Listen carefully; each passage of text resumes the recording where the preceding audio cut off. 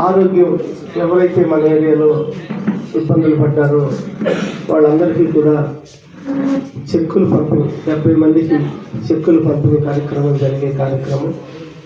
మరియు మా మీడియా మిత్రులతో ఒక చిన్న సమావేశం ఏర్పాటు చేసి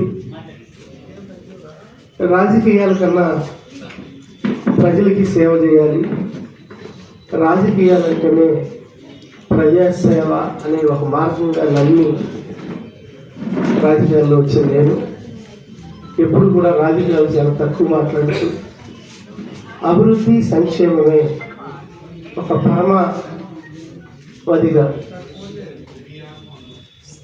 తీసుకోవటం కోసం ఎన్నో కార్యక్రమాలు చేస్తూ ఈరోజు మీ ముందు మనం గెలిచిన తర్వాత ఇప్పటి వరకు డిపార్ట్మెంట్ల వారీగా జరిగిన పనులు, జరుగుతున్న పనులు,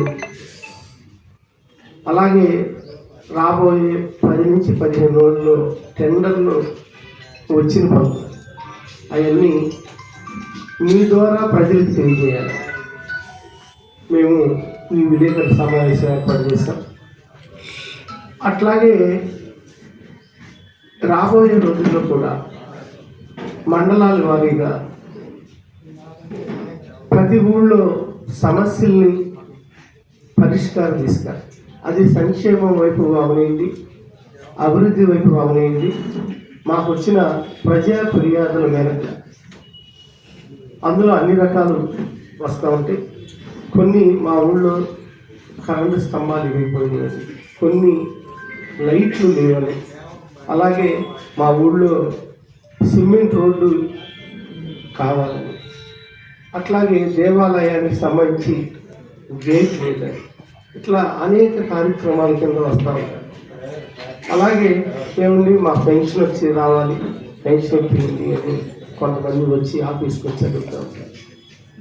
కొంతమంది పెన్షన్ అర్హత లేని వ్యక్తులు కూడా వచ్చి పెన్షన్ ఇప్పిమంటే వాళ్ళ చిరాకు పడి పెన్షన్ రాదు వెళ్ళిపోయి అనకుండా పెన్షన్ ఎందుకు రాదు, దానికి కారణాలు ఏంటనేది విశ్లేషించి వాళ్ళకి అర్థమయ్యే రీతిలో చెప్పేటట్లుగా మా స్టాఫ్ని కానీ మా కేడర్ని కానీ ప్రోత్సహించడం.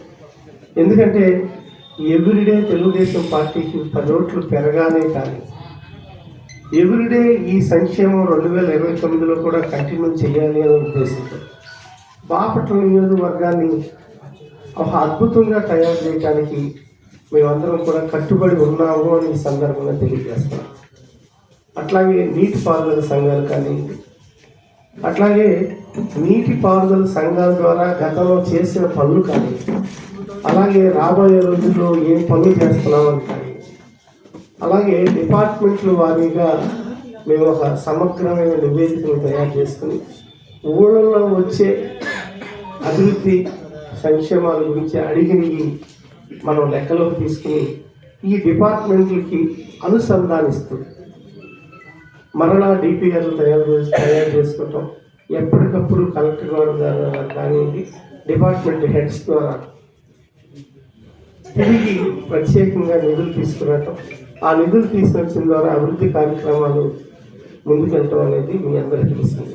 ఈ కార్యక్రమంలో భాగంగా రహదారులు భవనాల శాఖ ఆర్ఎండ్బి డిపార్ట్మెంట్ల నుండి బాపట్ల నుంచి పాండ్రంగాపురం రోడ్డు వరకు 15,20,00,000 రూపాయలు. అది వారం 10 రోజుల్లోనే టెండర్కి వస్తూ ఉంది. రోడ్లు వెడల్పు చేయడమే కాకుండా టూరిజానికి ఊతం ఇచ్చే రోడ్డు, సముద్ర కరాకు ప్రాంతాల్లో ఉన్న ప్రజలకి అందుబాటులో వచ్చే రోడ్డు, ఆ రోడ్డు చాలా ముఖ్యమైన రోడ్డు, అది శాంక్షన్ అయిందని. అలాగే మాసవరం నుంచి అల్లూరు రోడ్డు, అలాగే కర్లపాలెం నుంచి గణపవరం రోడ్డు, అలాగే చందోలి కర్లపాలెం నుంచి గణపవరం రోడ్డు అయితే ఆల్రెడీ వర్క్ జరుగుతున్నది. మాసవరం నుంచి అల్లూరు రోడ్డు వర్క్ స్టార్ట్ అయింది. చందోలి బ్రిడ్జి నుంచి నిజాంపట్నం రోడ్డు, నిజాంపట్నం వరకు, చెరువు జమ్ములపాలెం నుండి నర్సాపల్లి రోడ్డు, తెనాల నుండి చందోలు రోడ్డు, వెదురుపల్లి నుండి కంకడపాలెం రోడ్డు, ఇవన్నీ కలిపి 6 వర్కులు కలిపి సుమారుగా 20 కోట్ల రూపాయలు, 19,95,00,000 ఆ రోడ్లు జరుగుతున్నాయి. గుంటూరు నుండి చీరాల రోడ్డు చుండూరుపల్లి నుండి బాపట్ల, అంటే బాపట్ల నుండి చుండూరుపల్లి వరకు ఒక 2 కోట్లు కొత్తగా శాంక్షన్ అయింది. అలాగే బాపట్ల నుండి పెదనందిపాడు రోడ్డు ఒక 2 కోట్లు శాంక్షన్ అయింది. కొన్ని రోడ్లు 87 కిలోమీటర్ల మేర గుంతల మరమ్మతుల కోసం 5 కోట్లు 19 వర్కులు కలిసి ఒక గ్రూపుగా 5 కోట్లు శాంక్షన్ అయినాయి. అలాగే బాపట్ల కలెక్టరేట్లో అంతర్గత రోడ్ల నిర్మాణం కూడా చేస్తున్నాం. ఒక 1,14,00,000 ఈ సందర్భంగా మీకు తెలియజేస్తున్నాను. ఇలా R&B డిపార్ట్మెంటే కాకుండా పర్యాటక రంగం సూర్యలంక బీచ్ అభివృద్ధి కొరకు 97,52,00,000 రూపాయలు వచ్చిన విషయం మీ అందరికీ తెలుసు. అది ఇప్పుడు టెండర్ రావటం, ఆ టెండర్ ద్వారా 70 కోట్లు టెండర్ అయిపోవటం, పనులు కూడా స్టార్ట్ అవటం జరిగింది. మాన్యశ్రీ గౌరవనీయులు నారా చంద్రబాబు నాయుడు గారు ఆల్రెడీ హెలికాప్టర్ ద్వారా మన సూర్యలంకని పైనుంచి వీక్షించడం కూడా జరిగింది. తొందరలో సూర్యలంక పనులు ఎలా చేస్తున్నారు అనే విషయం చూస్తానికి వస్తారని చిన్న ఇన్ఫర్మేషన్ కూడా ఉంది. ఆయన తప్పనిసరిగా సూర్యలంక బీచ్ని విజిట్ చేయటం కోసం, కేవలం బీచ్ని విజిట్ చేయటం కోసం, ఒక ముఖ్యమంత్రి పనులు ఎలా జరుగుతున్నాయో చూడటం కోసం బాపట్ల రావడం అంటే చిన్న విషయం కదండి. అది తొందరలో వస్తారని రావచ్చని కూడా నేను ఈ సందర్భంగా తెలియజేస్తాను.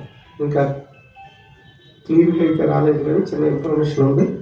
అలాగే 15వ ఆర్థిక సంఘం నిధులతో